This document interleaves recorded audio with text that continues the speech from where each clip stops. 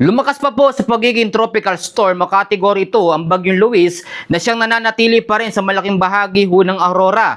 Aalamin din natin ang epekto ng habagat at siya naman pinapalakas ng Bagyong Dolphin na nasa labas po ng ating Philippine Area of Responsibility.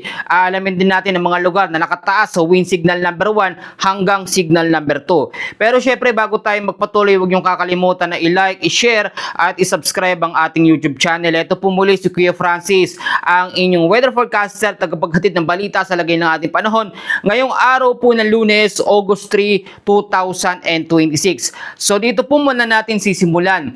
Ito po ngayon ang pinaka-lokasyon po ng Bagyong Luis. Huli ho itong namataan 285 kilometers east of Baler, Aurora. From tropical depression, lumakas po ito sa pagiging tropical storm. Ito po ay category 2 na bagyo. Tinataglay po ang hangin ngayon na 65 km per hour malapit sa may sentro at may pagbugso naman po na 85 km per hour. Ang pagkilos naman po niya ay pa northwestward sa bilis po na 15 km per hour. I-explain ko sa inyo mabuti dahil nga po malaking bahagi ng Aurora ngayon ang naapektuhan. Mamayang alas 2 po ngayong araw din po ng Lunes, ang magiging lokasyon po nitong Bagyong Luis ay 225 kilometers east of Casiguran, Aurora. Magme-maintain pa rin ito sa 65 km per hour mamayang alas 2 ng hapon, pero inaasahan po pagdating ng Miyerkules po ng madaling araw ay babalik ito sa pagiging tropical depression. Bukas ng madaling araw ang magiging lokasyon naman po nito 310 kilometers east of Echaque, Isabela. Ang sinasabi ko dito, hindi na ito lalakas sa pagiging category 3 o itong tinatawag natin na severe tropical storm. Kung makikita nyo sa ating monitoring screen, malawak po yung radius nito nga pong Bagyong Luis, pero hindi ito lalakas sa pinaka-peak o yung pinaka-category 4 o category 5 po na bagyo. Ngayon, alamin po natin yung mga lugar na sa ngayon ay nakataas sa wind signal number 1 at itataas po signal number 2 ngayong araw din po ng Lunes. Meron po tayong nakataas na wind signal number 1 dito po sa Polillo Island, kasama po ang Camarines Norte, northern portion po ng Camarines Sur, at ang ilang bahagi po ng Catanduanes. Pag sinabi ho natin na signal number 1, meron ho itong tinatawag na warning lead time o duration na 36 hours. At meron lamang itong hangin o lakas ng hangin na 39 to 61 kilometers per hour. Ang wind signal number 2, posibleng itaas din sa mga lugar na binanggit ko. At ang signal number 2 natin, meron pong warning lead time na 24 hours at meron itong hangin na 62 to 88 kilometers per hour po na lakas ng hangin. Ganito po ang mangyayari. Wala naman pong direktang pagtawid o hindi tatawid ito nga pong Bagyong Luis sa ating Philippine landmass o sa ating kalupaan. Dahil ang mangyayari dito, hahatakin siya ng Super Typhoon Dolphin na nasa labas po ng ating Philippine Area of Responsibility.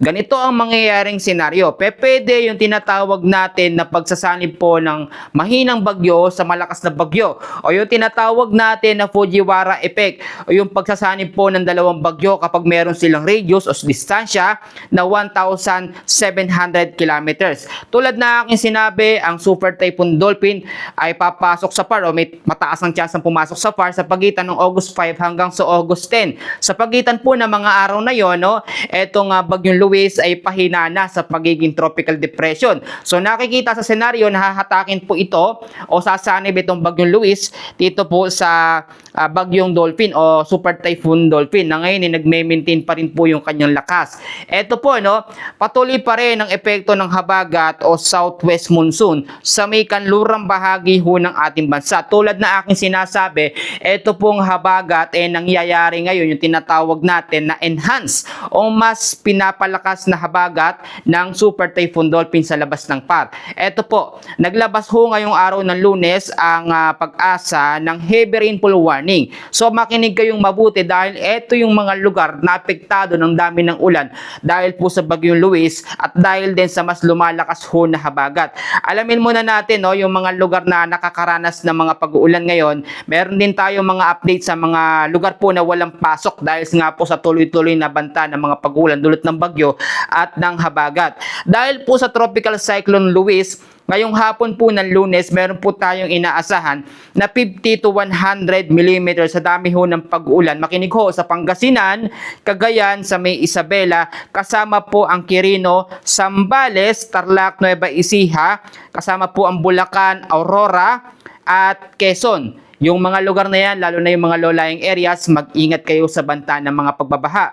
Pagdating naman po ng Tuesday ng hapon, meron naman tayong 50 to 100 millimeters na dami ho ng pag-uulan dyan po sa May La Union, kasama po ang Pangasinan, Benguet, Isabela, kasama ang Quirino, Aurora, Nueva Ecija, Bulacan pa rin, Tarlac, Pampanga, Zambales, Bataan, Metro Manila, Cavite, Batangas at Rizal. Tandaan nyo mabuti ha, habang ito pong bagyong Luis ay nagiging category 2, nasa category 2 na po siya na bagyo o tropical storm, patuloy ito magbibigay ng mga pag-uulan. At pag humina naman yan sa pagiging tropical depression ulit o category 1, pagdating ng Miyerkules, patuloy pa rin yan magpapaulan. Lagi kong ipinapaunawa sa inyo, ang mahinang bagyo, maraming ulan ang binibigay niyan sa mga direct ng lugar na apektado. Pero hindi naman kalakasan ho ang hangin. Eto naman, proceed po tayo dito.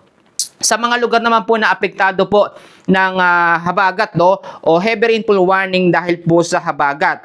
Dahil po sa southwest monsoon, meron tayo ngayong hapon po ng Lunes na 50 to 100 mm sa dami ho ng pag-uulan dyan po sa May Occidental Mindoro. Meron namang heavy to intense rain, ito medyo madami, 100 to 200 mm sa dami ho ng pag-uulan ng aasahan, lalo na ho Martes hanggang sa Miyerkules po ng hapon dito po sa tinatawag natin na Zambales area at Bataan, kasama rin ng Occidental Mindoro. Moderate to heavy rains naman ang aasahan na meron pong 50 to 100 mm sa dami ho ng pag-uulan dyan po sa May La Union, Pangasinan, Benguet, Tarlac, kasama ang Pampanga, Bulacan, Metro Manila, Cavite, Rizal, Batangas at Antique. Kung mapapansin ho ninyo, malaking bahagi ng Southern Luzon ang naapektuhan po ng bagyong Luis. Diyan din umeepekto itong habagat o southwest monsoon. Bagamat ang ilang bahagi ng Eastern Visayas, silangang bahagi ng Mindanao, hindi naman direktang apektado ng bagyong Luis. Yung habagat, umiikot po yung hangin sa mga lugar na yan. At dyan naman sa lugar po ng Eastern Visayas at ilang bahagi ho ng Mindanao, ang mga localized thunderstorms naman ang pwede o posibilidad na magpaulan sa mga area na yan. Ang local thunderstorms natin ay meron dalawang kategorya. Merong mahina at merong malakas. Yung severe thunderstorm natin, meron pong 1 hanggang 2 oras po ang dami ng mga pag-uulan na binibigay nito. At ito po, lagi ko sinasabi, tulad nito, meron tayong bagyong Luis, meron tayong mas lumalakas na habagat. Ito, ganito po ang mangyayari. Kapag ito pong bagyong Luis ay naging tropical depression hanggang naging low pressure area na, pagdating po ng Miyerkules hanggang sa Huwebes, at ito pong Super Typhoon Dolphin ay pumasok sa par, saglit lang ito papasok, lalabas din ito, hahatakin niya yung bagyong Luis. Mananatili pa rin po, take note, ang epekto ng habagat o southwest monsoon sa may kanlurang bahagi ho ng ating bansa. So gaano daw katagal magi-stay ang habagat o southwest monsoon? Gaano katagal ito magpapaulan? Tulad na aking sinasabi, mangyayari pa rin yung tinatawag natin na monsoon break o pansamantalang paghina o pagkawala ng habagat hanggat walang panibagong bagyong papasok sa loob ng ating par. So ngayon, inaasahan na nasa 5 hanggang 7 araw na magpapaulan ng habagat kahit malusaw na o mawala na itong bagyong Luis. Kaya kinakailangan maging alerto at maging handa po tayo. Ngayon, i-explain ko sa inyo yung kategorya ng mga bagyo. Ngayon, nasa category 2 tayo ha, tropical storm. Ang category 1 po, ito yung pinakamahinang klase ng bagyo, yung tinatawag ho natin na tropical depression. Nagtataglay ng 35 to 62 kilometers per hour. Category 2, tropical storm, merong hangin na 63 to 88 kilometers per hour. Severe tropical storm, category 3 po yan, merong lakas ng hangin na 89 to 117 kilometers per hour. Typhoon, 118 to 184. At ang super typhoon naman natin, ito yung 185 kilometers per hour pataas na lakas ng hangin. At ang kaibahan ng mga super typhoon sa mahihinang bagyo. Yung mahinang bagyo, hindi ganun kalakas ang hangin pero napakadaming ulan po. Pansin nyo naman, umaabot tayo ngayon sa 100 to 200 millimeters sa dami ng pag-ulan dahil po sa bagyong Luis. Sa ngayon, ito ay category 2 o tropical storm. Ang super typhoon, hindi ganun karami ang ulan pero sobrang lakas po ng hangin. Yung tipong kahit sobrang tibay ng puno, no, mga niyog, kaya pong patumbahin, no? O talagang mabuwal o maputol po yung matitibay na mga poste, kayang-kaya po yan. Ito po, bibigyan ko muna kayo ng mga paalala, then proceed tayo sa mga lugar na suspendido ang pasok ngayong araw po ng Lunes. Ito po, no, kailangan pa rin kayong maging updated sa lagay ng ating panahon. Si Kuya Francis madaling araw po, nagbibigay na ng update sa lagay ng ating panahon. Pangalawa, ito po, kinakailangan yung mga low-lying areas, ang daming lugar ngayon, especially sa Metro Manila, Southern Luzon, ilang bahagi ng Visayas at Mindanao, yung mga busura plastic, wag ho kung saan itapon, ha. I-segregate natin pag plastic lang at wag pakalat-kalat. Pag ho kasi nakakalat dyan, tapos nagtuloy-tuloy yung mga heavy rainfall warning natin, mabilis ho ang mga pagbabaha, no? Kaya nagugulat tayo. Yung mga nakatira po, malapit po sa mga paanan ng bundok, malapit sa ilog, malapit sa karagatan, wag muna tayong pumalaot yung mga kababayan natin dyan, especially sa Southern Luzon, malaking bahagi ng Aurora, no? May mga pag-uulan po tayong mararanasan. Bagamat hindi naman po super typhoon itong Bagyong Luis, yung dami ng ulan, medyo nakakatakot ho yan, delikado po. Mas maganda mag-stay muna tayo sa ating mga kabahayan. Go bags, meron po ba tayo? Yung go bags, dapat merong flashlight, merong pito, no? Merong medical kit, may gamot, merong pong cash. Importante ho yan. Kailangan din mag-stock tayo ng pagkain na tatagal po ng pang ilang araw. Tulad ngayon, napakahirap lumabas, no? Nagkakaroon tayo ng buong maghapon na pag-uulan. Do, hindi naman galong kalakas, pero delikado pa rin yan, lalo po sa mababang lugar. Yung stock ng pagkain dapat tumagal ng 3 hanggang 5 araw. Kahit ano lang yung kain natin, mga kababayan.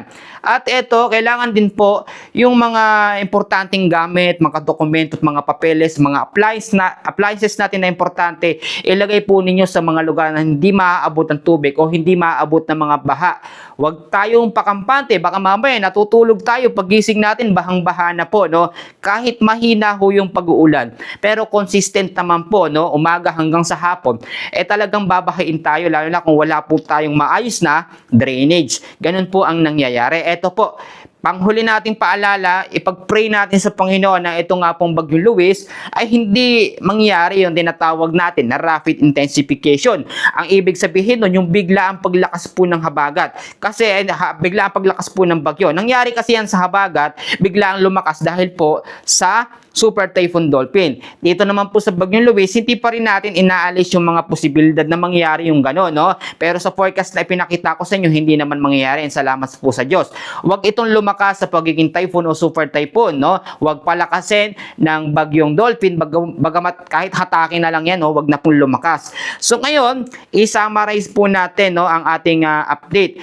Ang pangunahing weather system natin ay ito pong Bagyong Luis, no, o Tropical Cyclone Luis, na siyang nakakaapekto sa Southern Luzon, especially sa malaking bahagi po ng Aurora. Ang pangalawang weather system natin, etong enhanced habagat o southwest monsoon sa may kanlurang bahagi ho ng ating bansa, patuloy po nagpapaulan. Asahan po natin 3 hanggang 5 araw pa yan. Pwede magpaulan kahit mawala ng epekto ng Bagyong Luis, malusaw na at maging LPA, tuloy-tuloy pa rin po ang habagat o ito nga po tinatawag natin na southwest monsoon sa may kanlurang bahagi ho ng ating bansa. Ito po, meron po tayong breaking news o update ngayon. May mga lugar na ho na nagsuspende ng klase at wala pong pasok, no? Ito po o levels, public po at private. Sa malaking bahagi po ito ng Bulacan, no? Ito pa lamang po yung ating nakukuha. Kasama ho dyan sa walang pasok ngayong araw ng Lunes, August 3, 2026, ang Malolos, ang Kalumpit, Obando, San Jose del Monte, Bulacan,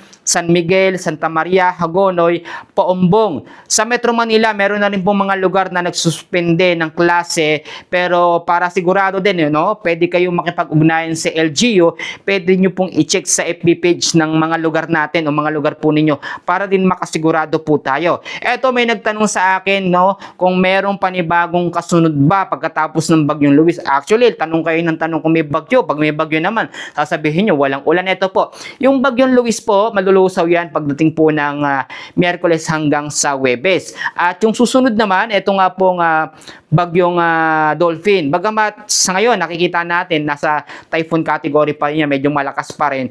Pero habang papalapit yan sa ating par, sa ngayon kasi may pwedeng magbago pa yan hihina na po yan ng hihina, no? Kahit sabihin nyo na palakasin nyo ng habagat, hindi na yan magkakaroon ng direktang epekto. So, bakit pa rin natin minomonitor? Kasi yung bagyong Dolphin, nakaka-apekto yan, nangyayari yung Fujiwara effect o yung pagsasanib o pagpapalakas ng isang sama ng panahon sa isa pang sama ng panahon. Kaya po, kailangan pa rin natin bantayan at i-monitor po yan ng maayos. Ang ibig sabihin nito, wala tayong panibagong bagyo na susunod po pagkatapos ng Luis at pagkatapos po ng bagyong Dolphin. Pero ngayong Agosto, meron po tayong 2 hanggang 4 po na bagyo na imomonitor sa loob po ng ating Philippine Area of Responsibility. Kaya nga po lagi ko sinasabi, mag-ingat tayo, maghanda. Kung kayo lalabas ng inyong mga kabahayan, ugaliin pong magdala ng payong, jacket, kapote, panlaban ho ito sa mga biglaang bugso po ng mga pag-ulan dahil hindi natin masasabi ang panahon ngayon. Sobrang hirap po talaga. So, ito po, no, bago ko tapusin, siyempre meron tayong Bible verse. Kung nakaabot kayo hanggang dulo, si Tatay Bam lagi umaabot yan hanggang dito. Sobra ako nagpapasalamat. Si Ma'am Jackie, si Randy Morales, ito po, makinig po kayo. Yung iba, i-mention ko na lamang po sa susunod na update. Ang ating Bible verse ngayong araw po na Lunes ay matatagpuan pa rin sa unang Korinto 10:13, ganito pong sinasabi, wala pang pagsubok na dumating sa inyo na hindi nararanasan ng lahat ng tao. Tapat ang Diyos at hindi niya ipapahintulot na kayo'y subukin ng higit sa inyong makakaya. Sa halip pagdating ng pagsubok, bibigyan niya kayo ng lakas upang mapagtagumpayan iyon. Amen po. Ganito po yun, no? Yung iba kasing mga kababayan natin sinasabi, nako, ako na yata ang may pinakamabigat na problema sa mundo. Pasan ko na yata ang mundo sa aking problema. Pero hindi alam ng ating ibang mga kababayan natin na lahat ng pagsubok, problema ay dinadanas din ng ibang mga tao. Tandaan nyo pong mabuti, ang Panginoon, ang Diyos natin, hindi tayo bibigyan ng pagsubok na hindi po natin makakaya o lalagpas po sa ating limit. Ang kinakailangan lang natin is pananampalataya, no, sa ating Panginoon na kaya natin lahat po ng mga problema tulad ng mga bagyo, mga lindol, kayang-kaya naman ho natin yan. O yung mga ibang pamilya na walang pera, mga kababayan natin na walang trabaho, kayang-kaya ho natin yan. Kung ito po ay ating kikilusan. Kaya number 1, kailangan po magtiwala tayo sa Panginoon na lahat ng mga bagay is na aayon po sa kanyang kalooban. Kaya po ang kailangan lang natin dito is mag-repent, humingi ng tawad kapag tayo po yung nakakagawa po ng mga kasalanan na hindi naman po natin ginugusto. So bago ko tapusin, mag-closing prayer po tayo. Panginoon, maraming salamat po sa araw na ito ng Lunes. Maraming salamat po sa manonood ng channel na ito. Pagpalain mo sila ngayong araw ng Lunes. Pag-ingatan mo sila sa kanilang mga lakad. Ito po ang aming samot dalangin sa pangalan ni Jesus. Amen. Yan po ang update natin ngayon. Ito po ulit si Kuya Francis. Maraming salamat at God bless po sa inyong lahat.